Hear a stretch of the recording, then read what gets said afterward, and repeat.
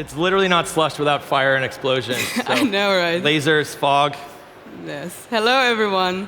Fantastic to see so many of you here in the audience. I'm Vilma, and I'm the program curator for the Founders Stage here at Slush this year. And I'm absolutely thrilled to be joined by a man who needs no introduction, but still, Chris Sacca here. Thank you for being here, Chris. Hey, thanks. So I was here in 2016, and I have to say, I didn't know what to expect from this conference. And it was even bigger then, but I didn't know. I'd been talking to rooms of 100 people trying to help the startup ecosystem around Europe, and they invited me here, and I'm like, great, why wouldn't you go to Helsinki in the winter? Exactly. And so I show up backstage, and it's dark, and somebody can tell I'd been out all night the night before, so they hand me a couple beers. It's 8 in the morning, and they call my name, and I step through that, and suddenly explosions from the ground, sparks flying, lasers everywhere, thousands of people, there were stands up there, and I was like, holy shit, something special is happening here.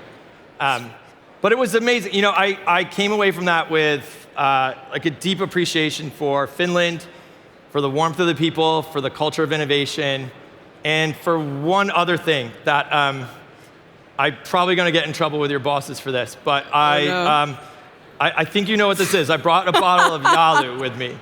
And so for any of the Finns, by the way, this is 3 stars. This is the fancy shit, okay? Oh, geez. But as I understand it, and it was taught to me the last time I was here, Yalu is a booze, you know, so cognac is the favorite booze here, but during the war, I think you guys were kind of running out of cognac. We were poor. It was the war, you know? I mean. And so they started cutting their cognac with vodka. Yeah. And so this is particularly delicious for anyone who knows it, right? But I figured I really want to make sure that everyone here, because you could come to a conference like this and leave without any real sense of place or any sense of the local tradition. And so hopefully we can do a little educational segment right here that can be replicated throughout the week so you truly, truly feel like you've been to Finland. So as I understand it, oh, they poured water here. Yeah. Well, do we have glasses luckily I always come prepared, and I brought a little bit of glassware. Yeah, so... Okay, so... Affectionately, it's called Jallu, but Jaloviina, which is its actual name, actually means noble spirit. From personal experience in university and other parties, I haven't been very noble after drinking it, but if you think it's delicious, of course we'll have one.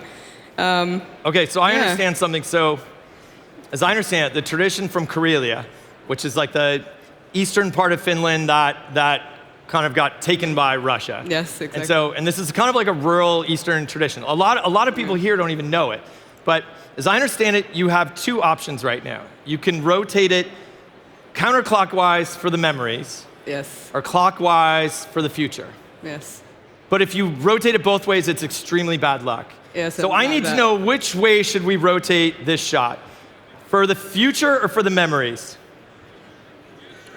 Future. For the future, right? I figured. Okay, right. Thank God. Of I was course. worried. Like, this is an innovation technology conference. Exactly. So, all right, so we rotate it, and then what do we rotated. say for cheers here?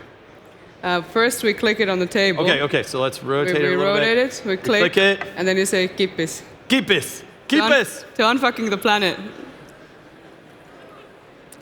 Oh, yeah. Oh, my God. That is special. We'll just call it special. Special is one word to use. Oh, my goodness. Yeah. I mean... It's 5 o'clock somewhere. Yeah, I mean, it's a great way to start this talk. Thank you, Chris. Well, as you said, it's been a while since your last Slush, and you've promised to bring even more fire to this stage. So... Well, look, it was 2016, and the world is pretty much the same since then. Nothing's really changed. There haven't been any pivotal elections. The US has been very stable politically. Yeah, right, exactly. So let's get into it. Chris, your career and your path hasn't exactly been linear or obvious. And you've been a lawyer, you've worked at Google, and you've backed companies we all know, and we use Twitter, Uber, Instagram, and of course you've been investing for years and years. But now you've founded and you're leading Lowercarbon Capital. How'd you get into that? How did that happen? Look, I mean, I was really lucky with lowercase capital, and luckily I think we kept getting lucky. And it was wonderful. And in the beginning, when you start a venture fund and you're trying to convince people to back you, It's nearly impossible. I wrote an email to every rich person I'd ever come across and was like, I please hope they reply. As things started working there and we started putting up big returns and it realized we had the deal flow and we could pick good deals and make those companies more valuable, at that point, my wife and I, who's always been my silent partner, and I couldn't have done this without her from the time we founded it, we realized we are at our most bankable stage ever. We had more money available to us, but we were just feeling so empty doing the work. And this isn't to cast aspersions on anybody else, but I just couldn't get up and get excited and put in the amount of passion I needed to build a dating startup or a crypto thing or a gaming thing. It just wasn't where my heart was. And yet I don't know how to do any of this business half-assed. And so we retired. And I remember hitting send on the blog post and it was a shockwave through the world. Like, how, why? Because we really could have easily just phoned it in and collected fees and been, average. And so we took a break. That lasted about 60 days. Turns out we suck at being retired. But one of the things that came along in the meantime was that we had always cared deeply about the planet as philanthropists. But we had this thesis that maybe all of these incredible innovations in the cost of compute and the cost of advances in electrochemistry that had driven down the cost of membrane, that the advances in bioreactors and the availability of these to small teams of students, that maybe all of these things might actually have brought down the cost of massively scalable solutions to the climate crisis by orders of magnitude, by literally not just 10, but maybe more than 100 or even 1,000 times. And so we wanted to start experimenting with our family office money. So we started investing money in this space, and we did it with our co-founder, Clay Dumas, who's here from Lowercarbon, and he's an absolute visionary in the space. And we started experimenting, saying, is this actually true? Because that first wave of climate companies, and bless those pioneers who invested in them, but they weren't necessarily smashing business successes. And why? They were just too expensive to start. And they were too expensive to run. And so the only way you could get people to buy that stuff was to subsidize it. You needed government subsidy and permission. And I just don't like being in the permission business. As you can see, that is not my forte. And so we had this thesis that maybe we could build stuff that was cheap enough that it would actually be purchasable directly by consumers, by businesses, and by government as a buyer, but without having to pay a green premium. So we started experimenting with this thesis across the entire wheel of emissions, literally all of the big sectors, whether it's transportation, whether it's energy, buildings and building materials, industrial chemicals, agriculture. We started because we had this thesis that carbon itself is expensive. I mean, digging up and burning old dinosaur bones costs money. Then you have to move it places, and it tends to blow up every now and then. And then you're dependent upon autocratic regimes. It's a sucky business to be in. But if you can remove that cost, there's this massive opportunity for profit. And so we built this business on this thesis, and after doing it for a few years, we started to really see the data pan out. And we realized we were on the flat part of what was clearly becoming an exponential curve. And exponential curves are hard for humans, all of us, because when you're standing on one and your nose is up against the edge, you still estimate progress by looking behind you at the slope. We all suck at it. Humans are great at one dimension, at length, estimating length, how many meters between here and there. I'm pretending I know meters. Like how many square meters this area is, but then when we get to cubes, we suck. And so anytime we get to anything exponential, we suck at it. And it's just not in our nature. But we realized we were up against this cost curve coming down exponentially, and then the demand curve coming up. Because once you reach price parity and quality parity or improvement, I mean, if we build something that's better, faster, cheaper, easier to use, more delicious, sexier, longer lasting, then our customer might not vote the same way we do. They might have a red hat on, and yet all they ask is it this chemical? Is it the same molecule? Is it cheaper? Well, then fuck it, I'll buy it. And they're not monitoring their scope 3 emissions, but that's my favorite customer, right? And so we started to realize it worked, and we launched it. We decided, again, we sucked at retirement, and there are definitely days where I wish I wasn't working 70 hours a week again, but we finally aligned our we're unapologetic capitalists, and I have no allergy to making money, but we finally aligned that so it was a perfect overlap with being absolutely proud of everything we were doing. And actually, our kids are proud. My 12-year-old is here. Hey, that's Circa Luna, our youngest investor at Lowercarbon. I have to assume she's the youngest person here, but she's the most discerning person. She starts with no. She's a very hard person to convince with your pitch. But it's been great, and it's been great, and I feel very energized because the thesis is bearing out. Yeah. Are there any climate things or trends you could see that are moving a lot faster than people realize, or any untapped markets in climate investing you'd be super excited about? Yeah, so in terms of climate tech trends, I think the number one thing is like, look, we started by talking about us being climate tech. I sometimes wonder if we boxed ourselves in. Because really, decarbonization is the greatest economic transformation in the history of the planet, right? Yeah. When you change at the core of every single thing we do, there's energy. And to this day, it's been mostly fossil fuels. And look, I bear no ill will to anyone who worked in those industries. Without fossil fuels, we would have none of the life we enjoy or these flames behind us. None of us would have been able to get here. We wouldn't be drinking out of all these, these plastic cups, et cetera. But it's time to move on. Yeah. Like, we know the damage, but we also know the other options are better. Yeah. And so what I think when we talk about climate tech, it's interesting because every single one of those sectors is the economy itself. Yeah. And so I really want to make sure that, and where I think this has hurt the most is that the first wave of climate tech attracted activists and hippies. And hippies rarely make good capitalists. And hippies, sometimes the activists are like, hey, maybe we should throw soup on some paintings, and that's how we'll fix the climate. Maybe we should glue ourselves to the floor of a sporting event and start shouting in the middle of a tennis point. And that doesn't change shit. It actually just gets most people angry. And so what we found is that if we can attract actual builders, engineers, product folks, innovators, risk takers, weird people, because basically all progress is made by weird people. If we can attract them to this work, then we can achieve massive scale. And cheers to anyone working on paper straws, but that's not gonna change shit. It'll save the lives of a few turtles, and I love the turtles. But if you really want to change the course of this planet, if you really want to be the trim tab that shifts the trajectory of life for billions and billions of people, if you want to reach the billions of people who don't have the wealth and the luxury to be their life dictated to them by guilt and shame to pay more for something, then you have to fundamentally change the way everything works. And so it's the first time in my life I've ever tried to open up our playbook and show our competitors how we do it, because we're not competitive. We need all hands on deck.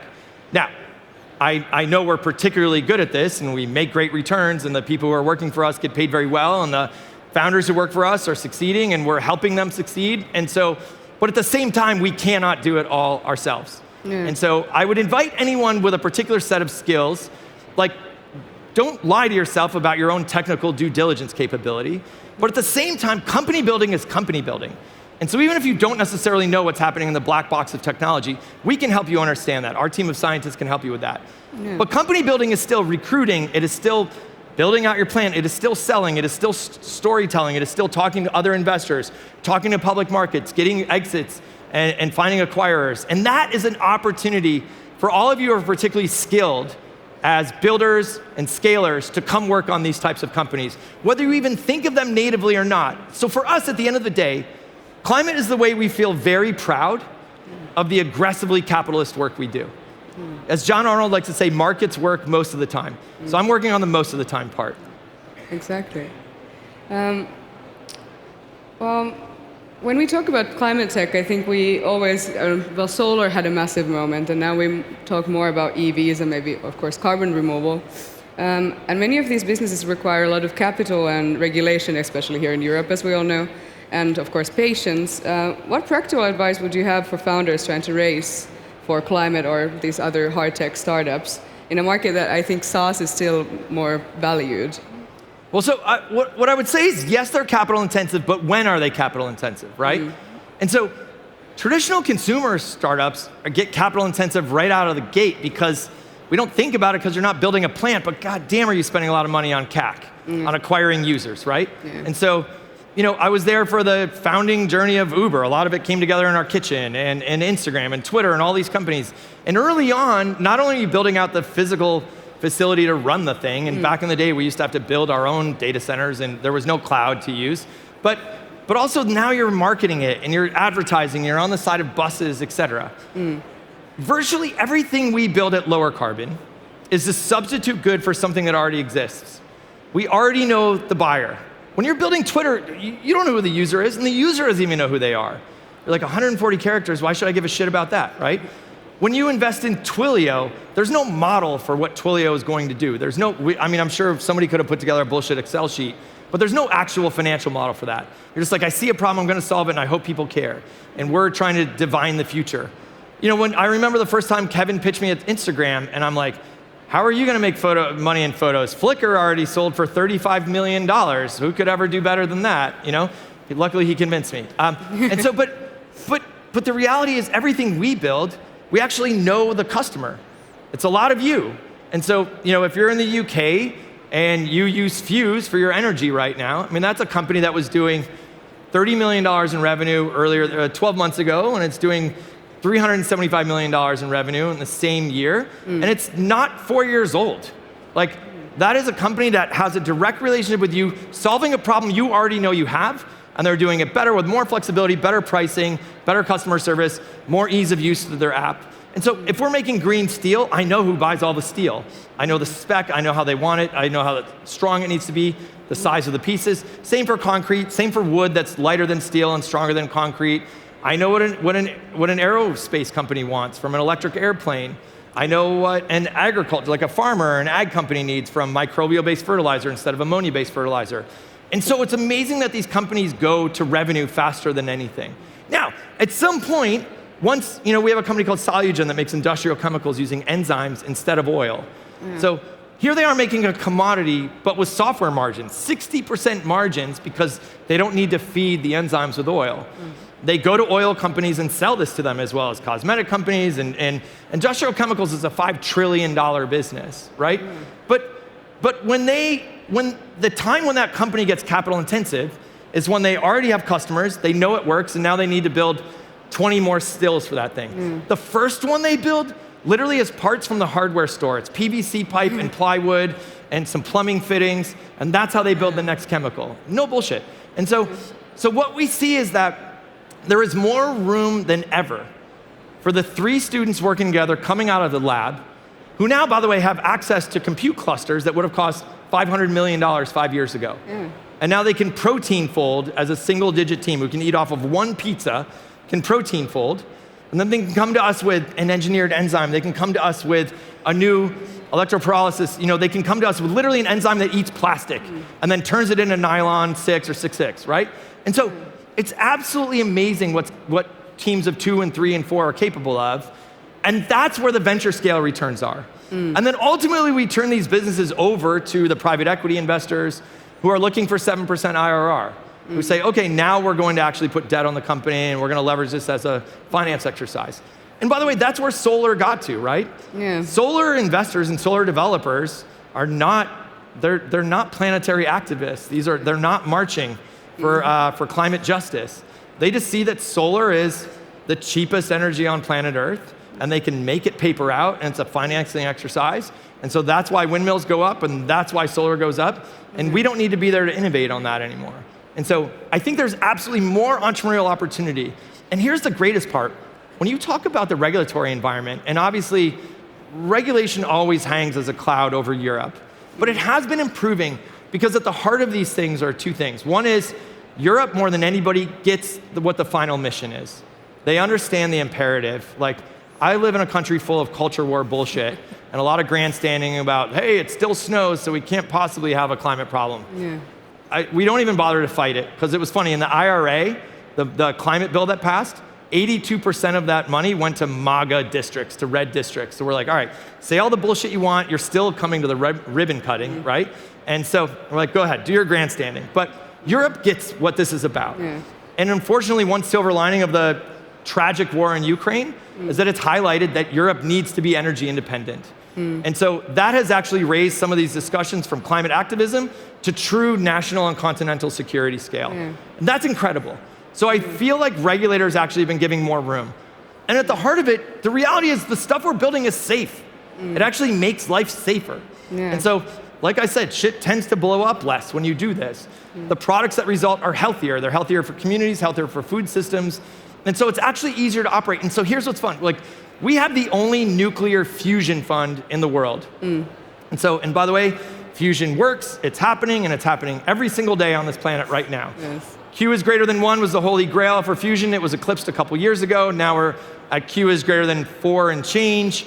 And Q is greater than 10 is the holy grail tipping point. And we will see that. Maybe we've seen it. I don't know. I lose track of what I'm allowed to say on stage. But Fusion is working every day. Yeah. It's the cleanest, safest power available on the planet.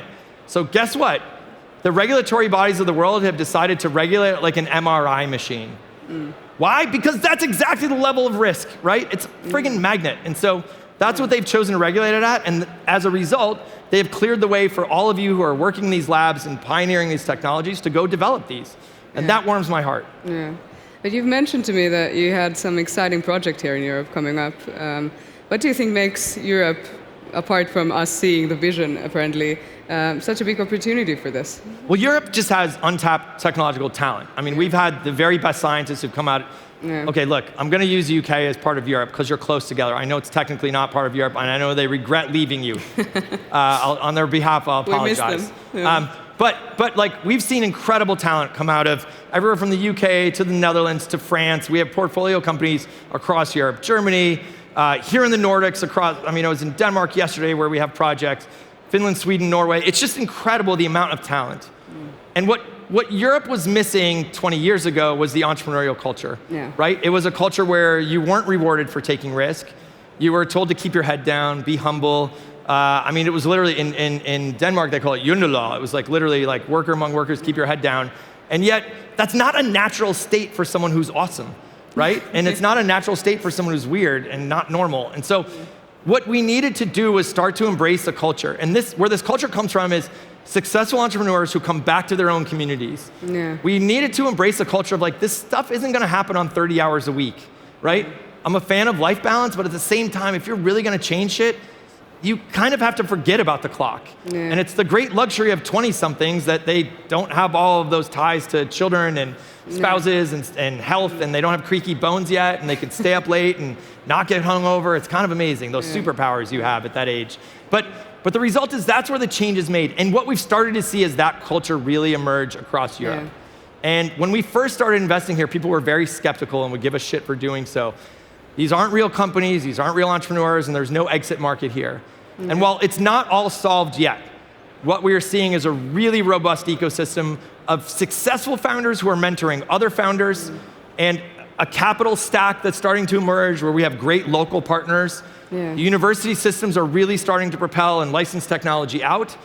And the governments are starting to have direct relationships with these entrepreneurs. 15 years ago, I would bring startup entrepreneurs to meet the leaders of these countries that they worked in, and they had no idea that they existed. And now we have the leaders of the countries coming to us and being like, hey, help us get more dialed into these ecosystems. And that's awesome. That's what we need. I think we're starting to run out of time. I think it was fascinating to hear more. But I think what we all would here in the audience, of course me too, would like to know is like, what is actually needed to unfuck the planet? And what really like gives you hope for the next decade? Well, okay, what's actually needed are big solutions, because these are the biggest problems ever. So basically the only way you can kind of get like frowned out of our office is to bring something too small. Because it's just not gonna work. Like you cannot bring a knife to a gunfight. I know nobody here has any guns, but trust me, I'm like an American, that's how we think. But you literally have to operate at scale. We can't do anything that doesn't have gigaton capacity of removal or of decarbonization impact. What gives me hope is that it's two things. Number one is that the world, for the very worst reasons, has started to see the horrible impacts of the climate changing. And by the way, the people who are being impacted first are the least responsible for the mess we've created. But that has propelled a generation into action to pursue the biggest solutions with government support, with capital support. But the biggest hope for me is that as much as when you turn 50, you love to make fun of the young people, like the most pivotal people in our organization are these fucking fascinating 20-somethings. They're AI native, they've grown up with tools we've never had, they have armies of agents working for them right now. And they only think in the biggest possible solutions. And like, I would love to throw an entire generation under the bus because their parents were helicopter parents, and there's definitely plenty of those out there. But I am starting to see, and it like deeply, deeply heartens us in our shop, to see some of these folks in their 20s come out of school with all of the talent, with all of the drive, and all of the passion, and all of the relentless execution, the ability to actually move behind that, and not be whiny and not complain, but just actually get shit done. Yeah. And I am like here, by the way, it makes me feel like less important and less helpless. And honestly, I've started to realize that my mission at this stage of my life is to make myself obsolete. If I can give anything to this next generation of entrepreneurs so they just absolutely write me out of the history of this sport, I will feel grateful and like I've done my part. Yes. I think that's a fantastic note to end on. Thank you so much. Thank you, everybody. Have fun. Keep peace. Keep peace. Let's take our jallo and go.